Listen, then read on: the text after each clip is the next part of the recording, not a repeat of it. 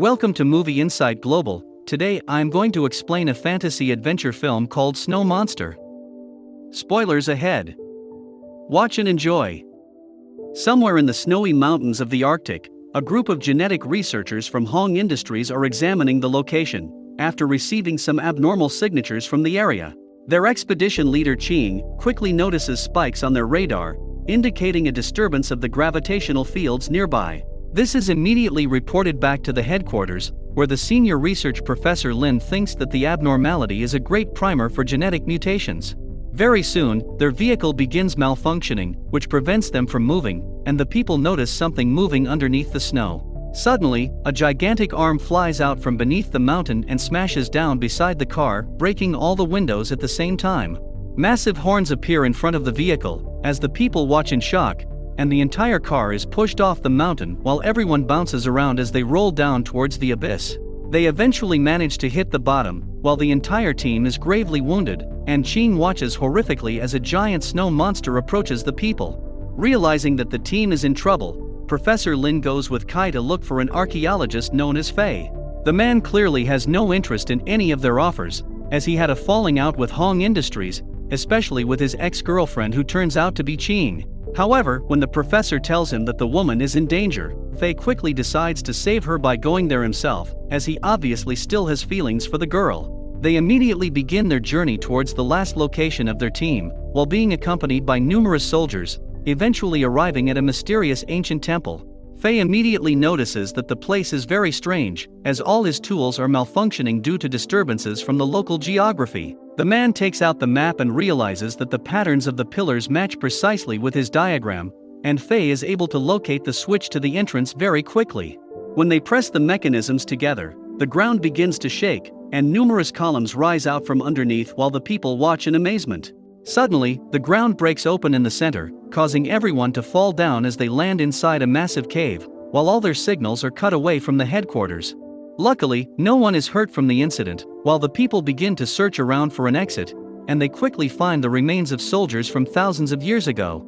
Upon closer examination, the skeletons appear to all have holes behind their heads, and the people question how this is possible. The team wanders deeper into the caves, and the soldiers eventually notice one of their soldiers acting strangely as he falls on the ground, revealing a massive hole in the man's head. The group begins hearing numerous chirping noises from the ceiling, as countless brain-eating birds rise out from the eggshells and charge towards everyone. The soldiers open fire right away, but the enemy's numbers are too much, and the people are quickly overwhelmed, as they are being picked off by the animals one by one. A soldier begins shouting in the chaos as all the others are busy reloading their weapons, and the creatures begin to gather around the man while lifting him into the air. Fei realizes that the enemies must be very sensitive to noises and tells everyone to be quiet, as the animals finally return to the ceiling. While trying to be as stealthy as possible, the group slowly maneuver across the field, but suddenly, Kai's phone begins ringing from his morning alarm, forcing everyone to run immediately. The people rush towards the exit while the creatures charge towards them in great numbers, but Fei manages to throw his grenade at the creatures, causing massive explosions in the cave. The man is able to escape just in time as they all fall into the snowfields below, and manage to escape from danger temporarily. The people slowly recover from the ground and are shocked by the incredible sights in front of them, which the professor thinks is caused by the abnormal gravitational fields. The group continues forward to find their missing team, and Fei is able to discover a piece of a headlight in the snow, showing that this must be the location of the crash. The captain also finds a camera, which appears to be still working, displaying footage of Ching and her team, suggesting that they are probably still alive. Before they can decide on what to do next, one of the soldiers notices movements close by, which quickly reveals itself to be a giant shark that jumps over the people. The creature begins devouring the men immediately, as it crashes into the snow, causing the soldiers to shoot furiously towards the monster. However, their attacks are not effective as the creature is protected by the ground, and it quickly charges towards another man, eventually grabbing onto the victim and pulling him away. The people try to retreat away from this area, but the monster jumps out from underneath and knocks everyone into the air.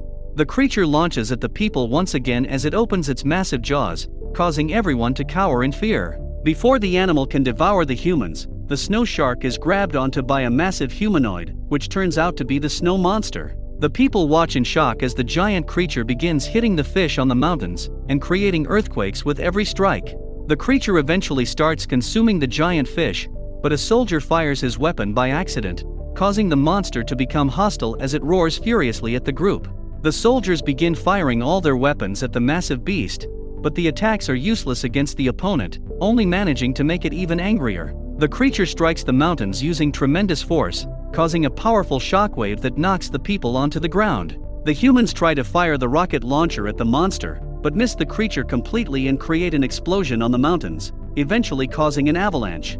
The soldiers try to run away immediately, but Kai falls down in the chaos while Faye rushes back to help his friend, causing them all to be consumed by the snow. When Faye eventually regains consciousness, he realizes that they are captured by the native people that resemble elves, while the village leader approaches them to begin the ritual. The strangers take off their shoes and start cutting the people's legs and draining their blood, as Faye secretly cuts the ropes that are tying his hands. The main character manages to break free at the last moment while taking the village leader hostage, causing all the people to become hostile. Suddenly, a warrior jumps towards the man and throws him away quickly, while the two begin fighting against each other furiously. However, Faye is clearly no match for the opponent as he gets captured by the woman, causing all the people to chant her name in victory. It turns out that the warrior's name is Kaya, the most fearsome fighter in the whole tribe, and also the daughter of the chief. Luckily, a voice calls for everyone to stop, and it's quickly revealed that Ching was able to survive the crash after all, as she was also rescued by the natives. She begs for the warrior to spare the man's life, as Faye looks at the woman with a smile and eventually faints. When the man wakes up once again, Ching explains to her ex-boyfriend that the natives are good people, and the ritual was meant to help the newcomers heal faster. She tells Faye that all her team members have died as a result of the expedition, while the man tries to confront his friend by assuring her that it's not her fault. At the same time, the captain is paying respect to all his men who lost their lives, and the soldiers fail to find any survivors around the area. Their peace is quickly interrupted when the ground begins to shake and a fearsome roar can be heard from far away, causing the people to rush immediately for cover. The snow monster approaches them very quickly as it steps over the people like they are ants, while everyone is shocked by the sheer mass of the creature. The professor is mesmerized by the giant and reveals to the captain his true objective of coming here. It turns out that Lin has always suspected the existence of the snow monster, and he planned to capture the creature, as it can potentially advance the field of genetic research by decades. He wants the soldiers to help him take down the giant beast and promises the people a lot of money in return, to which the captain agrees immediately. The man tells the professor that he'll notify his general to send in backups, as the creature seems to be invulnerable to normal gunfires. Meanwhile, the native people are preparing a ceremony for welcoming the snow monster to their village, as they worship the creature as their god. The elder priestess, who's also Kaya's mother, is known to have the ability to communicate with the beast, and she prepares to summon the creature in front of the newcomers. The leader of the village blows the horn to welcome the creature, and very soon, the grounds begin to shake, as a massive Yeti appears from below the mountain, eventually towering over everyone. The snow monster roars to welcome the people, causing the big boy to roll down the stairs like a giant snowball, while everyone laughs at the man's fear, including the creature as well. The Yeti reaches out towards Faye, and the man conjures up all his courage, eventually managing to make contact with the monster, while all the people smile at the peaceful union. However, the ceremony is quickly interrupted when the creature is hit by a large explosion from the back, while a second missile hits the mountain and knocks all the people onto the ground. It turns out that the soldiers have found their location, and Professor Lin tells the soldiers to fire immediately at the creature. This angers the villagers and causes them to attack the aggressors, but they are no match against the modern weapons of the soldiers while being killed one by one. Kaya sees this and charges in to attack the captain, and the two begin to exchange blows as they are equally matched. The monster becomes furious by the humans' gunshots and prepares to wipe out everyone by using its massive arm, but stops at the last moment as it did not want to kill Faye and his friend. Lin takes the chance and fires his cannon at the giant monster, releasing a powerful shockwave that injures the creature terribly as it screams in pain. The Yeti eventually falls down the mountain, while Faye and all his friends are captured by the soldiers as they are taken hostage at gunpoint. Lin rushes in to see that the creature has retreated and laughs in victory, while Ching demands to know why the man is doing such terrible things. The professor mocks the woman for her lack of imagination, as the creature can be a valuable asset for human progress. The man points the gun at the priestess and demands her to bring them to the monster, but the woman refuses immediately, causing Lin to kill her husband right in front of her. The priestess mourns for the man's death, but Lin takes her away immediately alongside her daughter, planning to force them to reveal the location of the creature. The soldiers take the hostages away, while leaving Fei and his friends all tied up on the ground. Alongside the numerous people that they killed, the soldiers take the priestess and her daughter towards the wilderness while forcing them to locate the Yeti, but strange things begin to happen as one of the men disappears into the snow. The soldiers notice this and become alerted by the incoming hostiles, as a giant shark jumps out from the ground, showing its massive jaws and crashing down towards the people. The priestess takes her friends and escapes towards the rocks immediately, while numerous creatures rise out, eventually surrounding the soldiers as they fire desperately at the enemies. However, their guns are not effective against the creatures as the monsters are protected by the ground, and the people are forced back into a corner as they scramble to get on the rocks. In the last moment, the professor takes out the electrical cannon and fires at the ground, causing a powerful shockwave that knocks away all the sharks and sends the snow into the air. When everything finally settles, the people began noticing large amounts of blood surfacing onto the ground, indicating that they killed all the monsters in one shot. The professor laughs in victory and quickly turns his anger towards the priestess, accusing her of purposely bringing them into a trap. He demands the woman to bring out the snow monster and threatens to kill her daughter in the process, but Kaya knocks away the man's gun and tackles him onto the ground. The captain sees this and fires immediately, but the priestess jumps in the way and sacrificed herself to protect her child. Kaya holds her mother in her arms and cries in pain, while the people begin hearing the snow monster's roars from far away. It turns out that the creature finally decided to appear after sensing the woman's death, and decides to take vengeance for its fallen friend. The soldiers quickly surround the Yeti as they begin to fire with all their weapons, but their attacks are useless against the giant creature. The snow monster roars furiously at the people, while the professor takes the chance to launch his cannon at the Yeti, but the creature easily dodges the attack this time. The monster becomes enraged and stomps at the humans, nearly killing the professor, who managed to barely escape. The creature begins smashing the people by using its massive hands, sending the soldiers flying into the air, as the people are clearly no match for the giant. Kaya takes the chance while charging at the captain and throws away his gun, planning to fight the man in order to avenge her mother's death. The giant snow monster grabs onto one of the soldiers and takes him into the air like an insect, while preparing to devour the man, but is quickly stopped by a large explosion from behind. It turns out that outside reinforcements are sent here by the captain's general, and the fighter jets quickly surrounds the Yeti from all sides. However, the monster counters immediately as it punches one of the airplanes into pieces, forcing the other planes to take out their sonic weapons and launch the waves at the creature.